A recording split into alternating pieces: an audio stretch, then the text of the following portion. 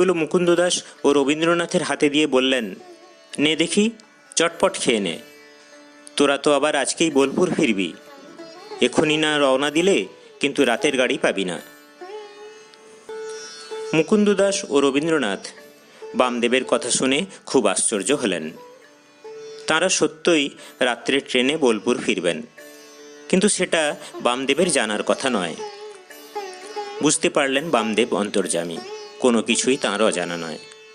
এরপর দুজনে মাটির ভাঁড় দুটিকে লক্ষ্য করতেই দেখতে পেলেন সেগুলি সবুজ ছত্রাকে পরিপূর্ণ।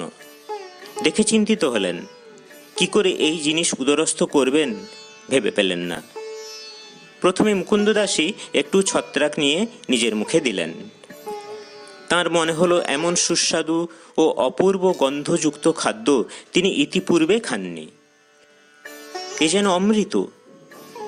রবীন্দ্রনাথকে বললেন, আর ভেবো না, নিশ্চিন্ত মনে খেয়ে নাও। তখন দুজনেই মনের আনন্দে সবটুকু খেলেন। খাওয়া মাত্রই যেন তাদের দেহ মন সতেজ হয়ে উঠল। বেশ বলও অনুভব করলেন দেহের মধ্যে। বামদেব প্রাণ ভরে আশীর্বাদ করলেন দুজনকে। রবীন্দ্রনাথকে বললেন, লেখালেখি করে তারামায়ের আশীর্বাদে জগতে তোমার খুব নামডাক হবে বাবা, যশ খ্যাতি হবে, আধ্যাত্মিক জ্ঞানও লাভ করবে তুমি। মুকুন্দ দাসকে বললেন, তারামা তোকে গান লিখবার ও গাইবার শক্তি দিয়েছেন। হিংসার পথ ছেড়ে তাই দিয়েই তুই দেশমাতার সেবা করে যা। মনে রাখিস, জগৎজননী দেশ জননী।